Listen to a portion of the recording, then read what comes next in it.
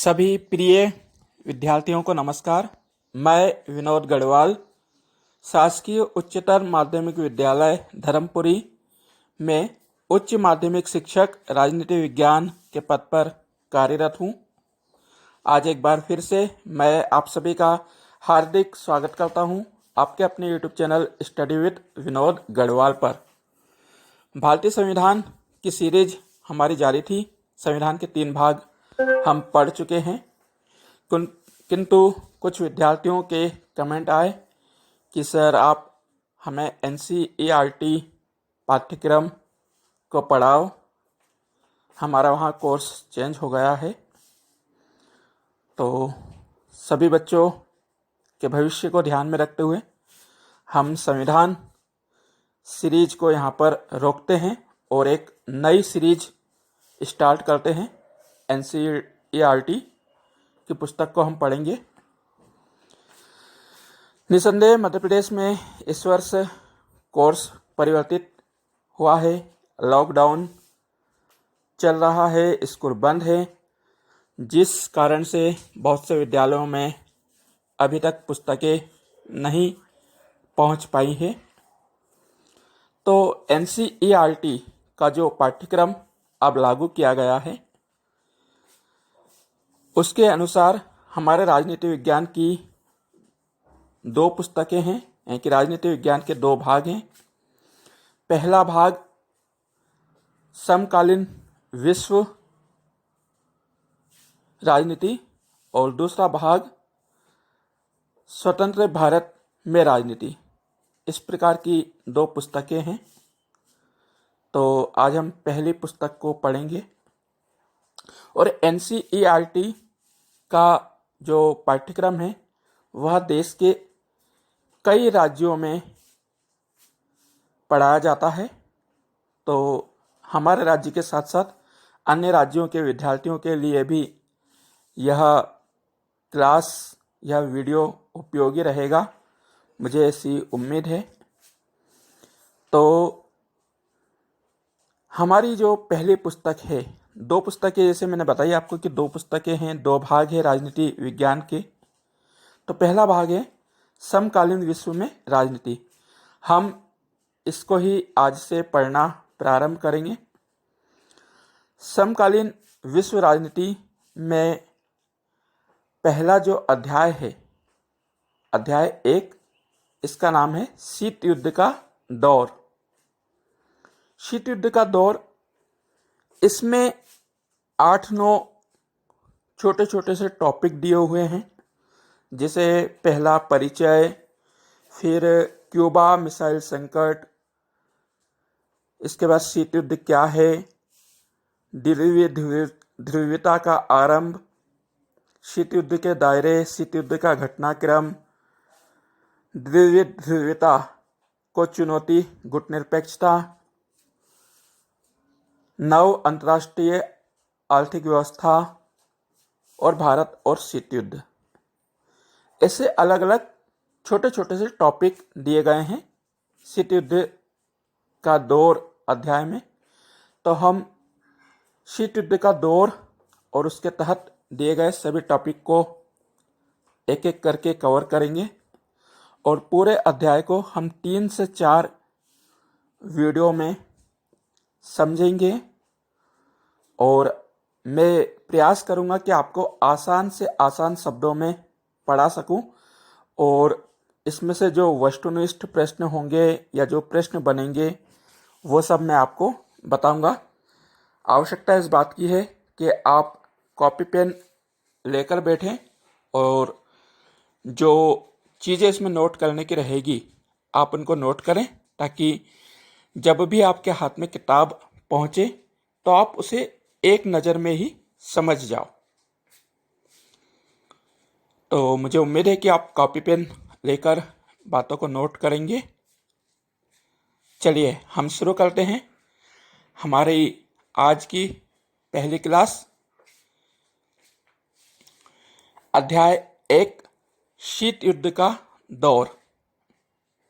सबसे पहले हम परिचय देखते हैं।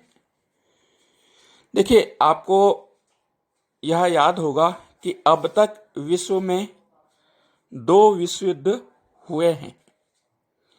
पहला विश्व युद्ध 1914 से 1918 के बीच हुआ और इस युद्ध के दौरान ही सन 1917 में रूस में क्रांति हुई, साम्यवादी क्रांति हुई। इसे रूसी क्रांति के नाम से भी जाना जाता है। रूस में जो क्रांति हुई थी वो कार्ल मार्क्स और लेनिन के विचारों से प्रभावित हुई थी। कार्ल मार्क्स जो कि साम्यवाद का प्रवर्तक था और लेनिन भी साम्यवाद के पक्षधर थे। तो सन 1917 में रूसी क्रांति हुई। प्रथम विश्व युद्ध 1914 से 1918 तक चला, लगभग 4 वर्षों तक चला। 1918 में युद्ध समाप्त हुआ। युद्ध में व्यापक पैमाने पर पूरे विश्व को नुकसान हुआ, जनमाल की हानि हुई और भविष्य में इस प्रकार का कोई युद्ध ना हो, इस दृष्टि से सन 1920 में राष्ट्र संघ नामक एक अंतर्राष्ट्रीय संगठन की स्थापना की गई, जिसका उद्देश्य था विश्व में शांति स्थापित करना। किंतु राष्ट्र संघ अपनी उद्देश्यों को पाने में विफल रहा और परिणाम स्वरूप सन 1939 से 1945 के दौरान द्वितीय विश्व युद्ध हुआ। यह युद्ध होने का मुख्य कारण जर्मनी के शासक हिटलर का नाम सुना होगा आपने। हिटलर एक बहुत बड़ा तानाशाह था और प्रथम विश्व युद्ध में मिली हार से वह काफी परेशान था। वह हार का बदला लेना चाहता था और उसने ऐसे कार्य किए जिससे द्वितीय विश्व युद्ध की पृष्ठभूमि तैयार हो गई। 1939 से 1945 तक दूसरा विश्व युद्ध हुआ। द्वितीय विश्व युद्ध, सेकेंड वर्ल्ड वॉर, 2 गुटों के बीच लड़ा गया। एक गुट जिसे मित्र राष्ट्र कहा जाता है, दूसरे गुट को ध्रुवीय राष्ट्र कहा जाता है। मित्र राष्ट्र में यूएसए, देखिए यहाँ पर कुछ शब्द हैं जिसके मैं आपको फुल फॉर्म बता देता हूँ जो बार बार बोले जाएंगे इस पाठ में। USA, United state of America, संयुक्त राज्य America. USSR, union of Soviet socialist Republic, संयुक्त सोवियत संघ, इसे शॉर्ट में सोवियत संघ कहा जाता है। इसका पूरा नाम होता है संयुक्त सोवियत समाजवादी साम्यवादी गणराज्य, यूएसएसआर। तो अमेरिका, सोवियत संघ, ब्रिटेन और फ्रांस, ये 4 मुख्य राष्ट्र थे जो कि मित्र राष्ट्र में थे और ध्रुवीय राष्ट्रों में जर्मनी, इटली और जापान, ये 3 राष्ट्र थे। तो मित्र राष्ट्र और ध्रुवीय राष्ट्रों के बीच में दूसरा विश्व युद्ध चला जो कि लगभग 6 वर्षों तक चला और इस विश्व युद्ध में जो सेकेंड वर्ल्ड वॉर हुआ उसमें विश्व को काफी जनधन की हानि उठानी पड़ी। माना जाता है कि 1.25 लाख से अधिक लोग इस युद्ध में मारे गए। पूरा यूरोप इस युद्ध में झोंक दिया गया और युद्ध में जो विध्वंस देखने को मिला उसकी कल्पना कर पाना बहुत मुश्किल है। अंत में अमेरिका ने जापान पर परमाणु बम गिरा दिए। तत्पश्चात युद्ध समाप्त हो गया। अब दूसरे विश्व युद्ध को हम काफ़ी बातें हैं इसमें जो कि समय समय पर हम पढ़ते रहेंगे। परिचय के लिए इतना काफ़ी है कि पहला युद्ध 1914 से 1918 हुआ, दूसरा विश्व युद्ध 1939 से 1945 तक चला और अंत में अमेरिका ने जापान पर बम गिराए, जिसके बाद यह युद्ध समाप्त हो गया। अब हम किताब का जो पहला पॉइंट है क्यूबा मिसाइल संकट, उसको पढ़ते हैं। देखिए, क्यूबा मिसाइल संकट कुल मिलाकर 3 शब्द हैं। क्यूबा एक देश का नाम है, मिसाइल हथियार का नाम है, संकट परेशानी, समस्या, मुसीबत का नाम है। तो हम देखते हैं क्यूबा मिसाइल संकट है क्या। क्यूबा एक छोटा सा द्वीपीय देश है। द्वीप है अर्थात इसके चारों ओर पानी है। क्यूबा एक छोटा सा द्वीपीय देश है जो कि अमेरिका के नज़दीक है। देखिए, जब कोई देश किसी के नज़दीक होता है तो उसका उससे जुड़ाव होता है, उससे लगाव होता है, उससे मधुर संबंध रखे जाते हैं। किंतु क्यूबा जो देश था, इसका संबंध सोवियत संघ से था। सोवियत संघ बहुत दूर है। आप विश्व नक्शे पर इसे देखिएगा और समकालीन विश्व को जब आप पढ़ेंगे तो आप नक्शा साथ में लेकर बैठेंगे तो बहुत अच्छे से आपको समझ में आएगा। मैं आपको नक्शा नहीं बता पाऊंगा, इसलिए आप नक्शा स्वयं देखें। तो क्यूबा जो है अमेरिका के नज़दीक था, किंतु क्यूबा जो था वह रूस से संबंध रखता था।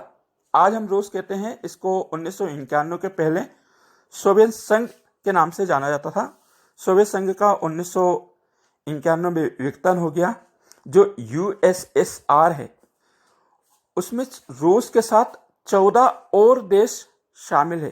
15 देशों का एक समूह था जिसे सोवियत संघ कहा जाता था। 1991 में इसका विघटन हो गया। तो क्यूबा एक छोटा सा द्वीपीय देश है जो कि अमेरिका के नज़दीक था, लेकिन क्यूबा सोवियत संघ से संबंध रखता था। सोवियत संघ उसे वित्तीय सहायता और कूटनीतिक सहायता देता था। वित्तीय सहायता यानी कि उसको पैसे की आवश्यकता होती थी, पैसा देता था।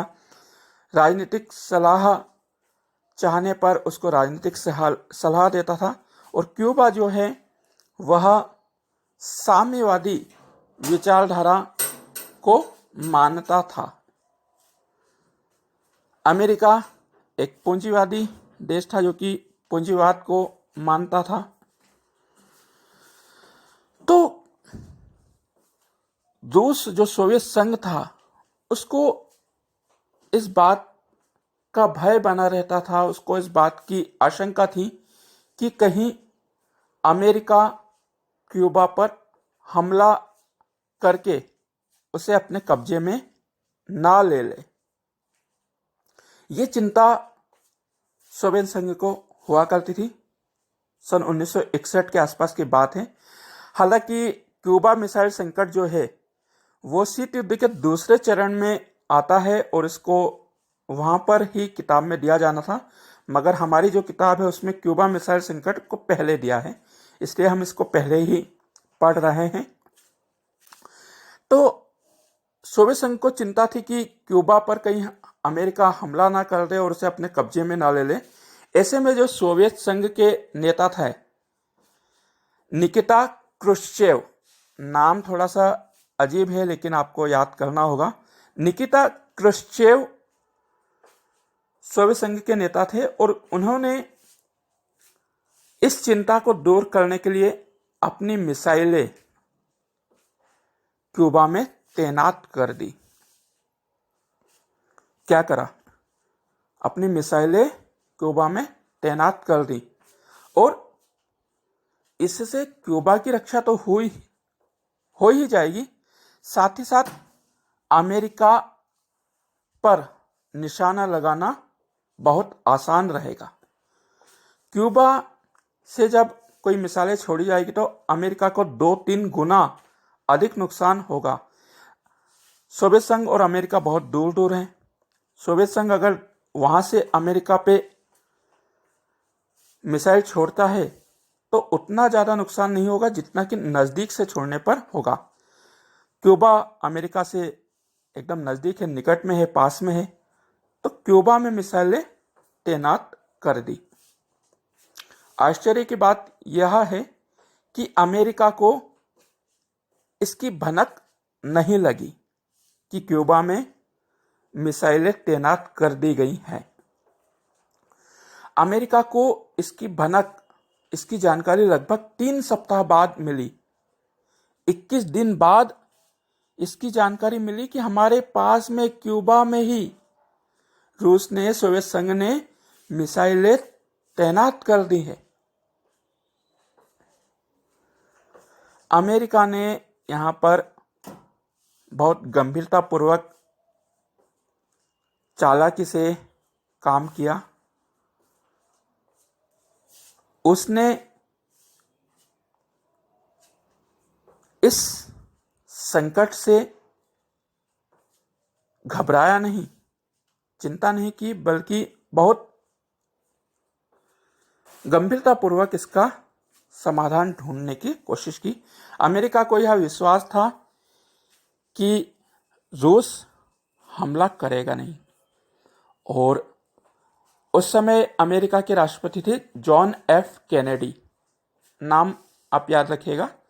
सोवियत संघ के जो नेता हैं वो निकिता क्रुश्चेव, अमेरिका के जॉन एफ कैनेडी, और क्यूबा के जो नेता हैं वे हैं फेडरिक कास्टरो, जो कि सोवियत संघ के मित्र हैं, सोवियत संघ का पक्ष लेते हैं। तो जॉन एफ कैनेडी ने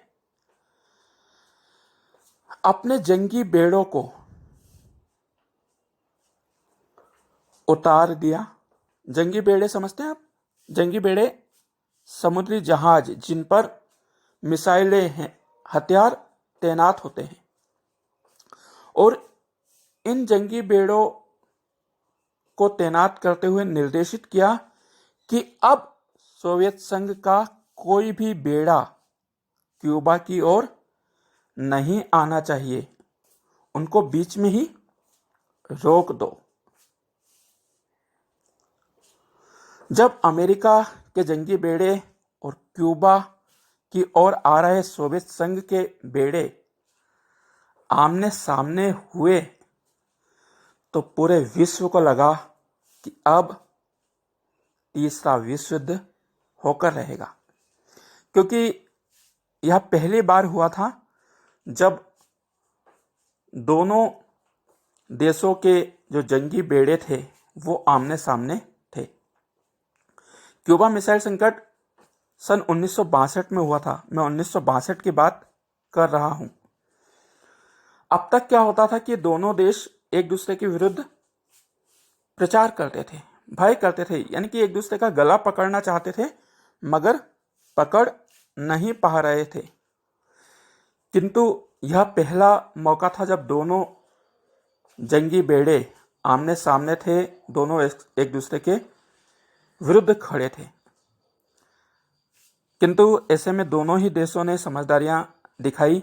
निकिता क्रुश्चेव ने अपने जंगी बेड़े वापस बुला लिए। अमेरिका को विश्वास भी था कि सोवियत संघ युद्ध करेगा नहीं। युद्ध दोनों इसलिए नहीं करना चाहते थे कि दोनों हथियारों से संपन्न देश थे।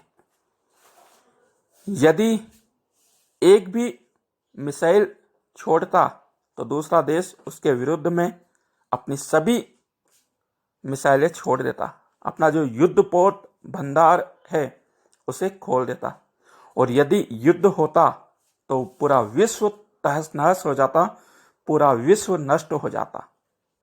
इतने हथियार इन दोनों देशों के पास थे। इसी को भांपते हुए निकिता क्रुश्चेव ने अपने जंगी बेड़े वापस बुला लिए और दोनों देश अपने अपने जगह पर चले गए। पूरे विश्व ने चैन की सांस ली कि चलिए युद्ध टला, हमारा विनाश होने से बचा। तो जो ये घटनाक्रम हुआ, इसी घटना को विश्व राजनीति में क्यूबा मिसाइल संकट के नाम से जाना जाता है। मुझे उम्मीद है कि आपको समझ में आया होगा। ठीक है, क्यूबा एक छोटा सा देश है जहां पर सोवियत संघ ने अपनी मिसाइलें तैनात कर दी थी अमेरिका को डराने के लिए, अमेरिका पे हमला करने के लिए। लेकिन अमेरिका ने भी अपने जंगी बेड़े तैनात कर दिए और परिणाम स्वरूप यह संकट टल गया। दोनों ने अपने अपने जंगी बेड़े वापस ले लिए। देखिए, क्यूबा मिसाइल संकट जो कि 1962 में हुआ था, इसे शीत युद्ध का चरम बिंदु माना जाता है। यहां पर आपके दो प्रश्न बनते हैं, एक तो क्यूबा मिसाइल संकट कब हुआ और दूसरा किस घटना को शीत युद्ध का चरम बिंदु माना जाता है। तो क्यूबा मिसाइल संकट को शीत युद्ध का चरम बिंदु माना जाता है। अब हम देखते हैं दूसरा टॉपिक, शीत युद्ध क्या है। तो शीत युद्ध शब्द का सबसे पहले प्रयोग बर्नार्ड बारूस ने किया था। शीत युद्ध शब्द का सबसे पहले प्रयोग बर्नार्ड बारूस ने किया था। शीत युद्ध दो शब्द हैं, शीत यानी ठंडा, युद्ध यानी कि लड़ाई झगड़ा। शीत युद्ध इतना भयानक युद्ध है, आप इसको देखेंगे कि 45 वर्षों तक चला। लगभग 45 वर्षों तक शीत युद्ध चला है। लेकिन शीत, जैसा मैंने बताया, ठंडा, एकदम ठंडा युद्ध है। युद्ध होता है तो क्या होता है कि लोग मारे जाते हैं, खून खराबा होता है, खूना खच्चर होता है, लोग घायल होते हैं, मरते हैं, गोलियां चलती हैं, हथियार चलते हैं। हम आपस में, हम पड़ोस में भी देखते हैं, अगर किसी से हमारी अनबन हो जाती है तो क्या होता है, लड़ाई झगड़ा होता है, हम गुस्से में आ जाते हैं, गर्माहट दिखाते हैं, लाठी डंडे से प्रहार करते हैं, ज़्यादा कुछ होता है तो फिर गोलियां भी चलाते हैं। लेकिन शीत युद्ध एक ठंडा युद्ध था, एकदम ठंडा। इसमें कोई लड़ाई झगड़ा नहीं, कोई युद्ध नहीं, कोई हथियार नहीं, कोई अस्त्र नहीं, कोई शस्त्र नहीं। बिना हथियार शस्त्रों से लड़ा जाने वाला युद्ध शीत युद्ध कहा जाता है। दूसरे शब्दों में कहें तो दो या दो से अधिक शक्तियां जब एक दूसरे से युद्ध लड़ना चाहती है किंतु युद्ध नहीं लड़ पाती हैं, और दोनों के बीच में जो तनाव, जो टेंशन उत्पन्न होता है, उसी तनाव को शीत युद्ध कहा जाता है। शीत युद्ध मन मस्तिष्क में लड़ा जाने वाला एक वाक्य युद्ध है जो कि बोलकर लड़ा जाता है। कोई भी सेनाएं आमने सामने नहीं आती है, कोई भी मैदान में नहीं उतरता है। देखते हैं, युद्ध होता है तो हमेशा गोलियां चलती है, लोग मारे जाते हैं, लोग घायल होते हैं। लेकिन 45 वर्षों के इस युद्ध में कभी भी कोई भी ना तो घायल हुआ, ना ही कोई मारा गया। एकदम ठंडा यह युद्ध रहा, जिसमें कभी भी किसी की भी जनहानि नहीं हुई। तो बिना हथियारों के, बिना अस्त्र शस्त्र से लड़ा जाने वाला युद्ध शीत युद्ध कहा जाता है।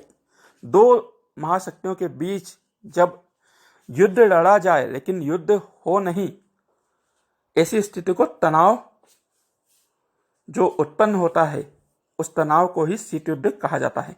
हमने क्यूबा मिसाइल संकट में देखा कि दोनों देशों के जो जंगी बेड़े थे आमने सामने थे, लड़ाई की पूरी संभावना थी, लेकिन लड़ाई हुई नहीं, युद्ध हुआ नहीं, मगर एक तनाव उत्पन्न हुआ, और इसी तनाव को शीत युद्ध का नाम दिया जाता है। तो शीत युद्ध जो है एक मन मस्तिष्क में लड़ा जाने वाला वाक्य युद्ध है। इस पे परस्पर भय, डर और षड्यंत्र किया जाता है। शीत युद्ध के जो हथियार थे वो हथियार थे पत्र, पत्रिकाएं, रेडियो, टेलीविजन।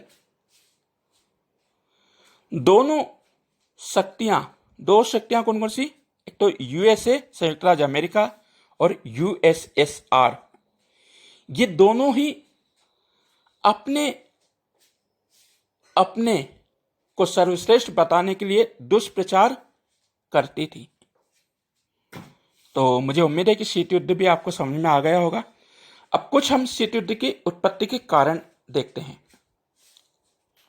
शीत युद्ध उत्पत्ति के कारण, नंबर 1, विचारधाराओं में अंतर। द्वितीय विश्व युद्ध समाप्त हुआ 1945 में, तो उसके दौरान ही शीत युद्ध के बीज बोए जा चुके थे। मित्र राष्ट्र की ओर से लड़ रहे थे अमेरिका, रूस, ब्रिटेन, फ्रांस। तो अमेरिका और रूस के बीच में विश्व युद्ध के दौरान ही जो है वह शीत युद्ध प्रारंभ हो गया था। ये एक साथ लड़ जरूर रहे थे, दिखाने के लिए लड़ रहे थे, लेकिन दोनों में अपने आप को सर्वश्रेष्ठ बताने की होड़ सी मच गई थी। अमेरिका एक पूंजीवादी विचारधारा का देश है। सोवियत संघ साम्यवादी विचारधारा का देश है। अब ये विचारधाराएं होती क्या है? पूंजीवाद में हमेशा पूंजी को बढ़ावा दिया जाता है, बाजार और निजी संपत्ति को बढ़ावा दिया जाता है, व्यक्ति की स्वतंत्रता को बढ़ावा दिया जाता है। यानी कि पूंजीवाद में व्यक्ति सर्वे सर्वा होता है। जबकि इसके विपरीत साम्यवादी समाजवादी जो विचारधारा है उसमें सरकार के हाथ में पूंजी का केंद्रीकरण होता है। समस्त संसाधनों पर सरकार का अधिकार रहता है और सरकार उन संसाधनों का प्रयोग करते हुए पूंजी को बांटती है। पूरे जो संसाधन होते हैं उस पर समाज का अधिकार होता है। समाजवादी विचारधारा इसी को कहते हैं। मान लीजिए सरकार जो है खेती करा रही है, लेकिन उस खेती पर जो भी लागत होगी और जो खेती का फायदा होगा वो सभी में बांटेगी, किसी एक व्यक्ति की खेती नहीं होगी। तो ये विचारधाराएं दोनों की थी, पूंजीवादी और साम्यवादी। अमेरिका जो था वो पूंजीवादी विचारधारा का प्रवर्तक था, रूस सोवियत संघ जो था वो साम्यवादी विचारधारा का प्रवर्तक था। इन दोनों की विचारधाराओं में अंतर था। ये दोनों ही जो देश थे वो अपनी अपनी विचारधारा को प्रमोट कर रहे थे, अपने अपनी विचारधारा का फैलाव कर रहे थे, फैलाना चाहते थे विश्व में। और यही कारण रहा कि शीत युद्ध का जन्म हुआ। नंबर 2, याल्टा समझौता। सन 1945 में 4 फरवरी और से 11 फरवरी 1945 के बीच में एक याल्टा सम्मेलन बुलाया गया, जिसमें अमेरिका, यूनाइटेड किंगडम अर्थात ब्रिटेन और सोवियत संघ ये शामिल हुए। और इस याल्टा सम्मेलन का उद्देश्य द्वितीय विश्व युद्ध के बाद जर्मनी और यूरोप का पुनर्गठन करना था। इस पर सोवियत संघ से हस्ताक्षर करने को कहे, जो कि सोवियत संघ ने नहीं किए। यहां से भी शीत युद्ध की शुरुआत मानी गई। नंबर 3, महाशक्तियों की महत्वाकांक्षाएं। 2 महाशक्तियां विश्व युद्ध के बाद उभरी, एक अमेरिका, एक रूस। दोनों ही अपने आप को सर्वश्रेष्ठ मानती थी, अपने आप को सर्वशक्तिमान बताती थी, और दोनों ही यह चाहती थी, दोनों की यह महत्वाकांक्षा थी कि हम विश्व की महाशक्ति बने। दोनों अपने अपनी विचारधाराओं का प्रचार प्रसार कर रही थी। दोनों अपने अपने को मजबूत बनाने के लिए गठबंधन कर रही थी और प्रयास कर रही थी कि हमारा विश्व में लोहा माना जाए। एक पूंजीवादी और एक साम्यवादी विचारधारा को लोग अपनाएं, ये दोनों ही प्रयास कर रहे थे। ये भी आगे चल के शीत युद्ध का कारण बना। नंबर 4, दुष्प्रचार, विरोधी दुष्प्रचार। दोनों देश एक दूसरे के विरुद्ध दुष्प्रचार कर रहे थे। अमेरिका कहता था कि साम्यवादी विचारधारा गलत है, ये व्यक्ति को नीचा दिखाती है। सोवियत संघ कहता था कि अमेरिका की विचारधारा गलत है, यह व्यक्ति को सर्वशक्तिमान बनाती है। तो दोनों ही एक दूसरे के विरुद्ध काफी दुष्प्रचार कर रहे थे, भ्रामक जानकारियां दे रहे थे, दोनों एक दूसरे की जासूसी कराते थे। तो इस प्रकार से ये दोनों ही तरफ से जो दुष्प्रचार जारी था, मैंने बताया कि इनका हथियार पत्र पत्रिकाएं, रेडियो, टेलीविजन हुआ करते थे, तो इनके माध्यम से दुष्प्रचार करते थे। आज अमेरिका ने कॉन्फ्रेंस करी है तो कल रूस कॉन्फ्रेंस करेगा, और दोनों एक दूसरे पर आरोप प्रत्यारोप लगाते रहते थे और विरोध में दुष्प्रचार करते थे। यह भी शीत युद्ध का एक कारण बना। अंतिम हम कारण देखते हैं, बर्लिन समस्या। बर्लिन जो कि यूरोप में है, जर्मनी की राजधानी है बर्लिन। जब दूसरा विश्व युद्ध समाप्त हुआ तो जर्मनी को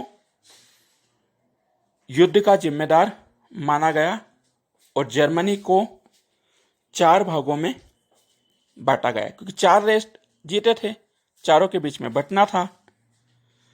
अमेरिका, ब्रिटेन, फ्रांस और सोवियत संघ।